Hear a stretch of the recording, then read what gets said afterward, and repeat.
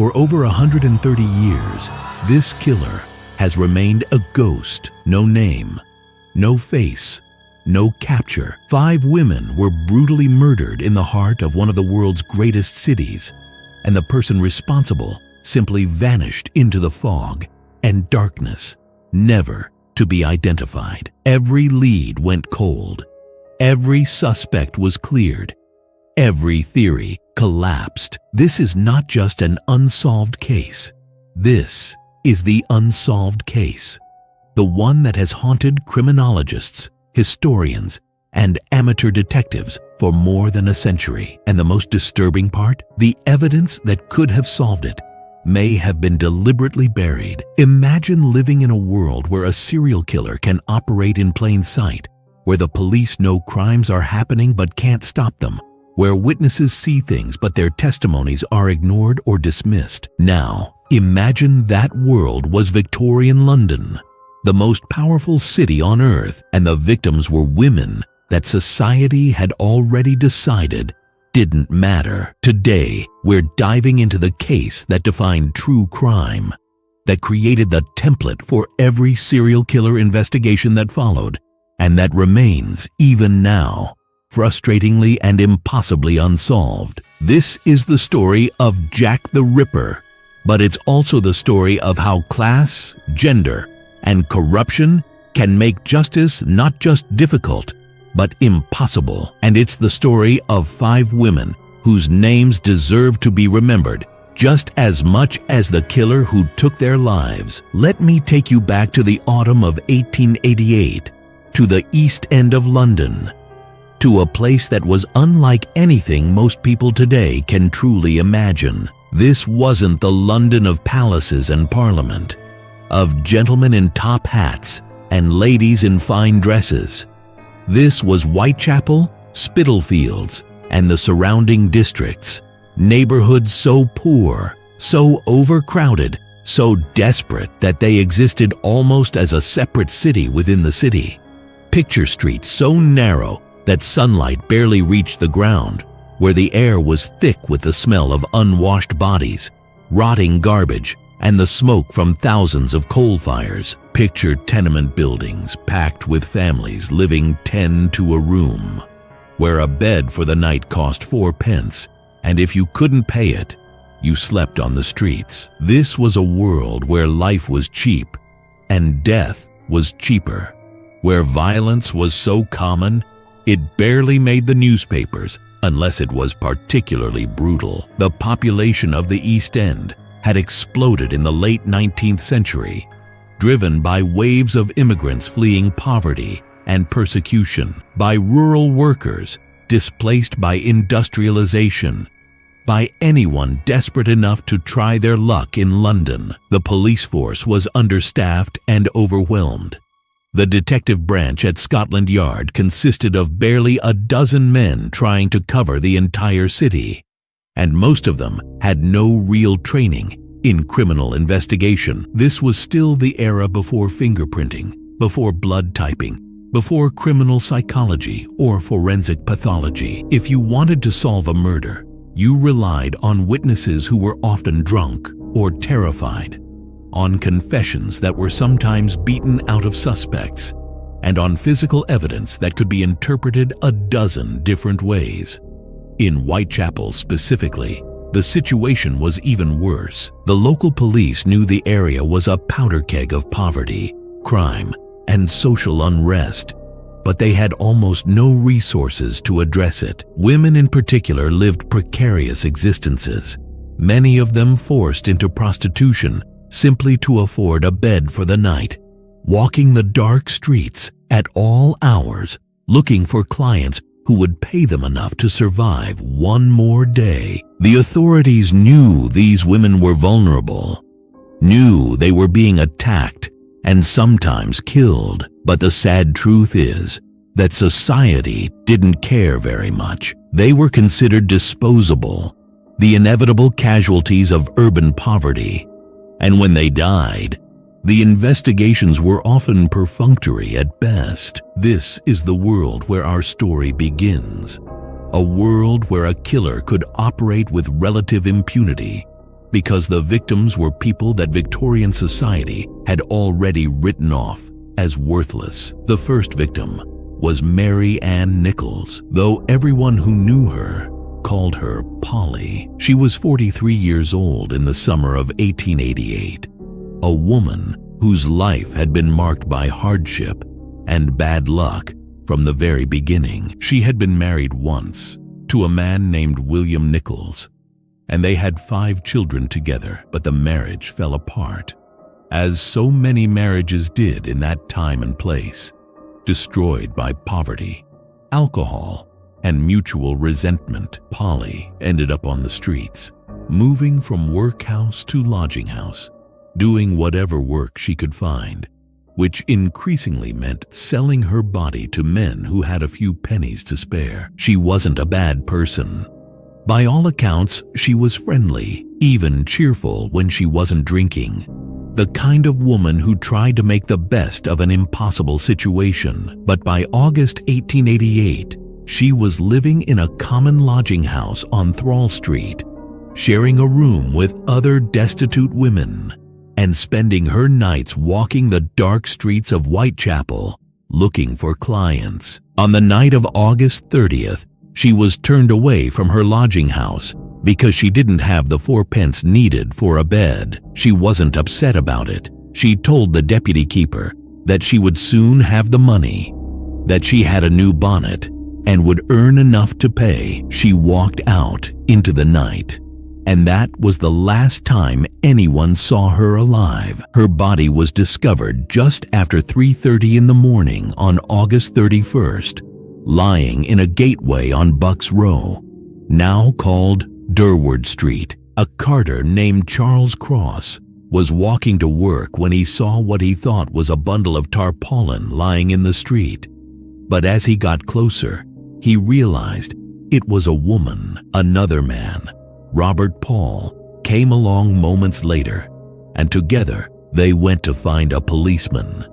Constable John Neal arrived within minutes and immediately saw that this was no ordinary death. Polly's throat had been cut so deeply that she was nearly decapitated, and when the body was later examined at the mortuary, the true horror became clear. She had been mutilated, her abdomen slashed open with cuts that suggested some degree of anatomical knowledge. The second victim was Annie Chapman, known as Dark Annie because of her dark hair and complexion. She was 47 years old, a widow who had also fallen into poverty and prostitution after her husband's death. Annie was known to be sick, suffering from some kind of lung disease, and she often looked pale and weak.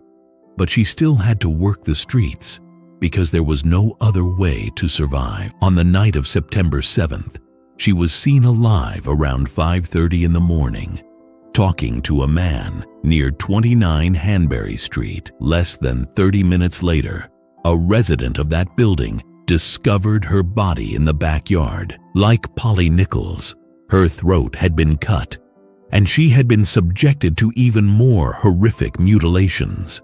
Her intestines had been removed and placed on her shoulder, and parts of her reproductive organs had been taken away entirely. The third victim was Elizabeth Stride, a Swedish immigrant who went by the name Long Liz. She was 44 years old and had lived in London for more than 20 years, working various jobs, but ultimately ending up, like so many others, in the desperate world of Whitechapel prostitution. On the night of September 29th, she was seen multiple times by various witnesses, and around 1 in the morning, a man driving a cart into a yard on Burner Street found her body lying just inside the gate. Her throat had been cut, but unlike the previous victims, she had not been mutilated further. Many investigators believed the killer had been interrupted, possibly by the arrival of the cart, and had fled before he could complete whatever he had planned. But the night was not over. Less than an hour later, at 1:45 in the morning, a fourth body was discovered. Catherine Eddowes was 46 years old, Another woman worn down by poverty and alcohol, trying to survive in whatever way she could. She had been arrested earlier that evening for being drunk and disorderly, and had been held in a cell until she sobered up. She was released just after midnight and walked back into the East End, heading toward her lodging house. She never made it. Her body was found in Mitre Square by Constable Edward Watkins, who had passed through that same square just 15 minutes earlier and seen nothing. The speed and brutality of the killing were shocking even by the standards of the previous murders. Catherine's throat was cut,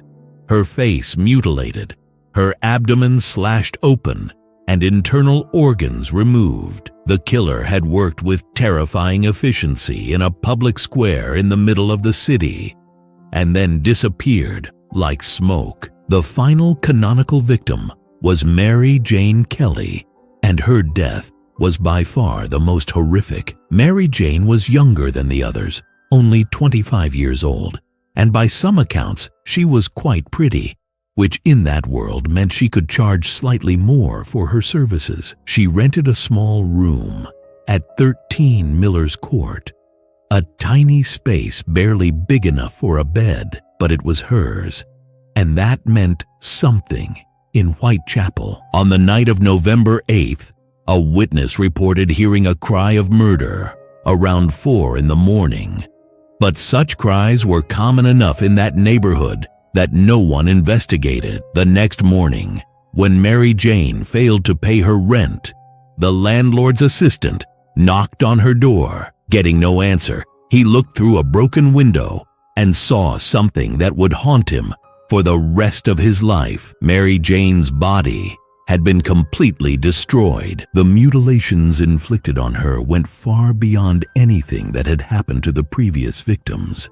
The room itself was described as looking like a slaughterhouse, and the killer had clearly spent significant time with her body, doing things that suggested not just violence, but a kind of methodical, deliberate destruction. She was found lying on the bed, and what had been done to her was so extreme that initial identification was difficult. Before we continue with what happened after these murders, I need to pause here for a moment, because I know what you're thinking right now, and I know what you're feeling. 5 women, 5 real human beings with names and lives, and people who cared about them. They weren't just prostitutes.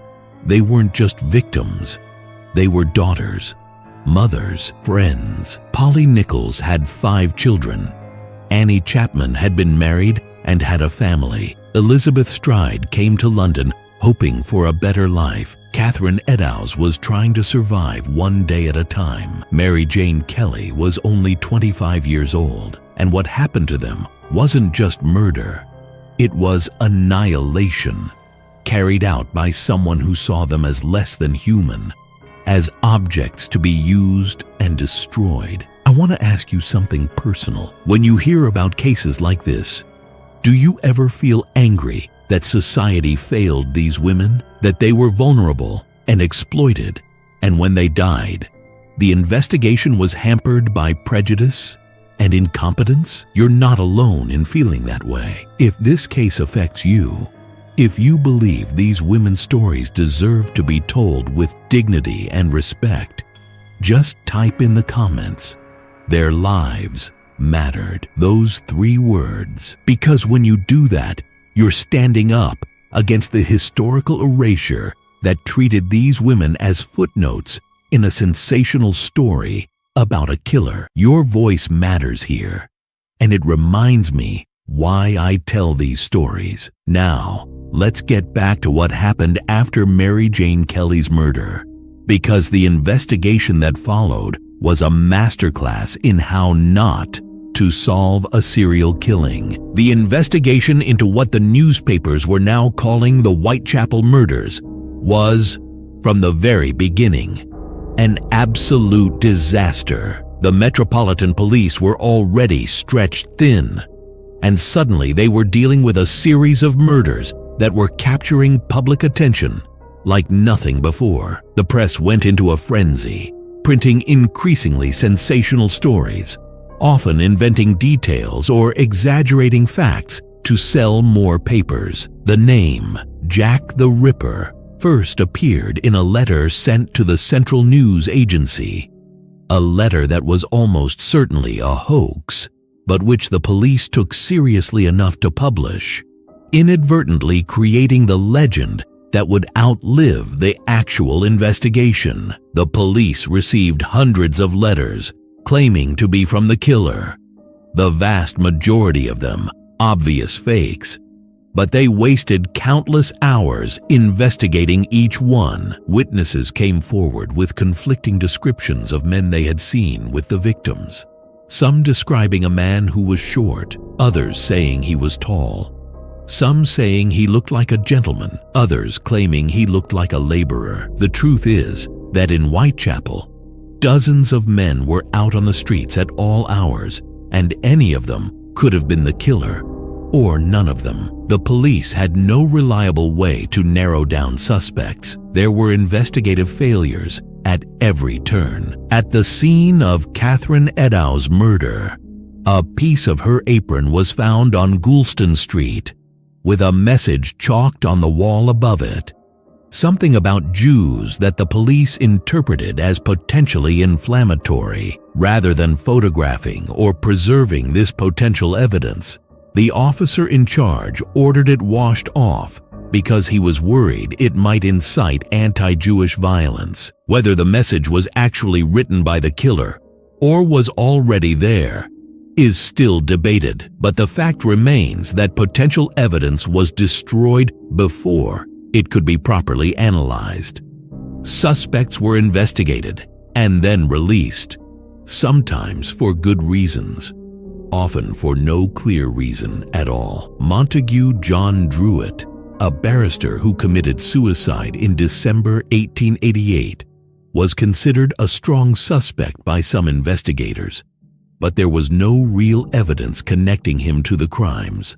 Aaron Kosminski, a Polish immigrant with mental health issues, was another suspect, placed under surveillance for a time, but again, nothing concrete ever emerged. George Chapman, actually named Severin Klosowski, was a barber surgeon who was later convicted of poisoning 3 women, and some believed he could have been the Ripper.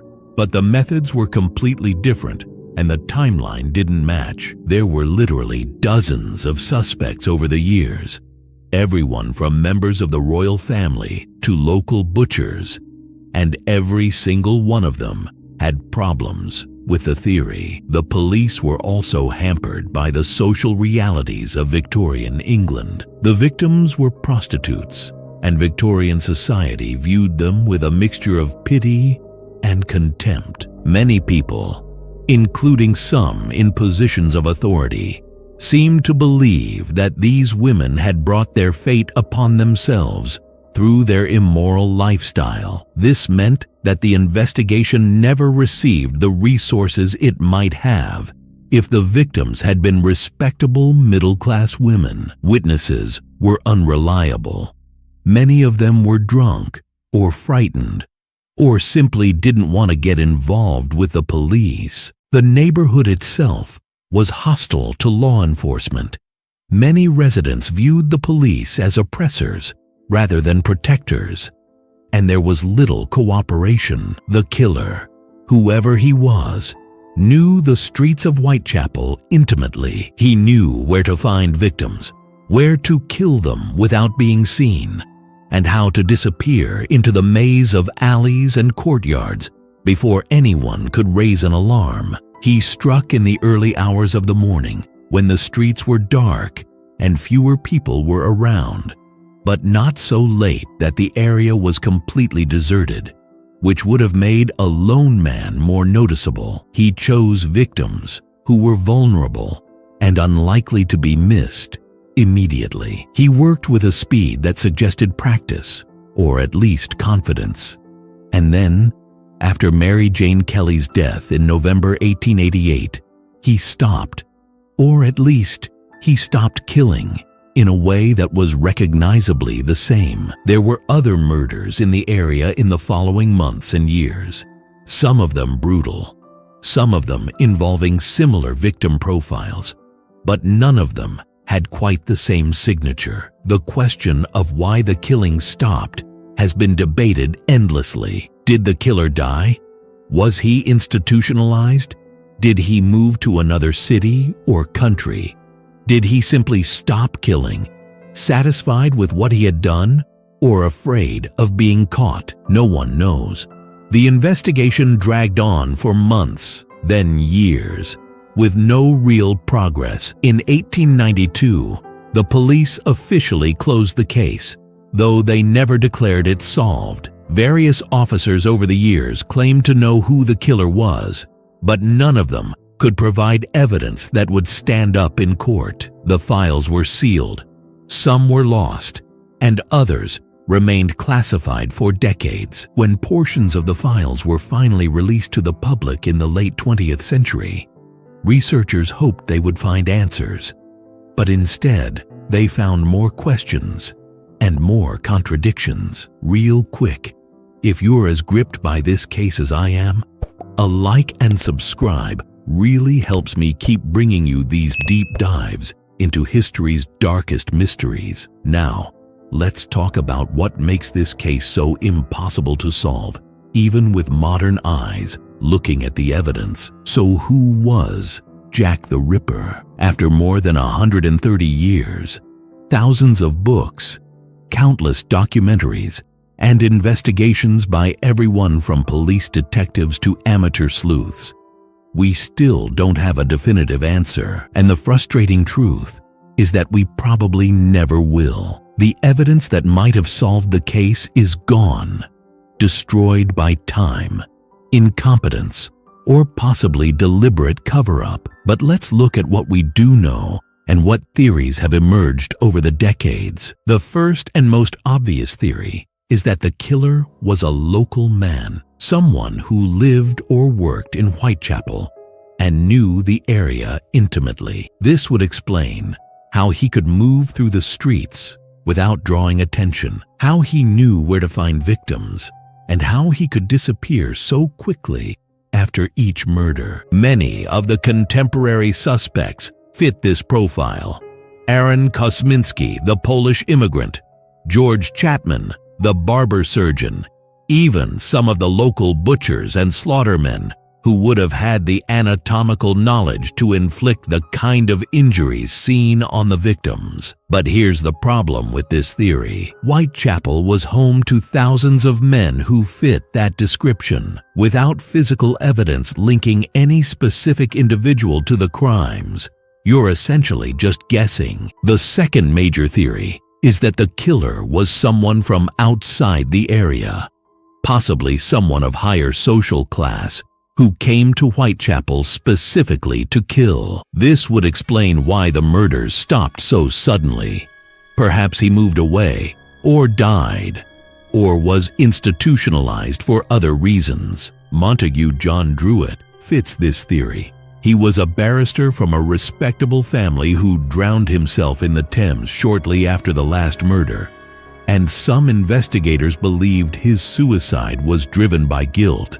But there's no actual evidence connecting him to the crimes, just speculation based on timing. The royal conspiracy theory, which has been popular in books and films, suggests that the murders were committed to cover up a scandal involving Prince Albert Victor, the grandson of Queen Victoria. According to this theory, the victims knew something about a secret marriage or illegitimate child, and they were killed to silence them. This theory is almost certainly false. It requires an elaborate conspiracy involving multiple people, and there's no credible evidence to support it. But it persists because people love the idea of scandal in high places. Another theory suggests that the killer had medical training, possibly a doctor or medical student, which would explain the anatomical knowledge displayed in some of the mutilations. But the medical experts who examined the bodies at the time disagreed about whether the cuts showed real skill or just brute force and luck. Some said the killer clearly knew what he was doing. Others said anyone with a sharp knife and no squeamishness could have inflicted similar wounds. There's also the theory that Jack the Ripper was actually Jill the Ripper, a woman, possibly a midwife, who would have been able to move through Whitechapel late at night without arousing suspicion. A woman covered in blood might be assumed to be dealing with a difficult childbirth rather than a murder. But this theory has problems too. The strength required to inflict some of the wounds, the nature of the sexual violence inherent in the mutilations, and the fact that no contemporary investigator seriously considered a female suspect. Modern criminal profilers who have looked at the case tend to agree on certain characteristics. The killer was almost certainly male, probably between 25 and 35 years old,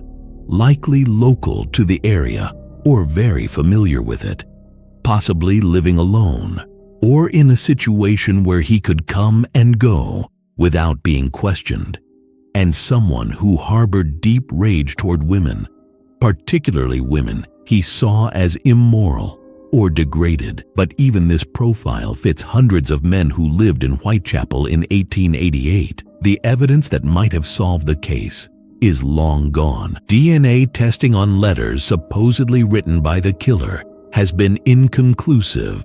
Most of the letters were probably hoaxes anyway. The physical evidence from the crime scenes was either lost, destroyed, or contaminated to the point of uselessness. Witness testimonies were contradictory and unreliable, and the passage of time means that everyone involved is long dead, taking their secrets with them. There are questions that will never be answered. Why did the killer choose these specific women? Was there something that connected them beyond their profession and their poverty? Why did the mutilations become progressively more extreme with each killing? Was the killer escalating, losing control, or simply taking more time because he felt more confident? Why did the murders stop after Mary Jane Kelly? Did the killer die, move away, get arrested for something else, or simply decide to stop? Some researchers believe he may have been confined to an asylum.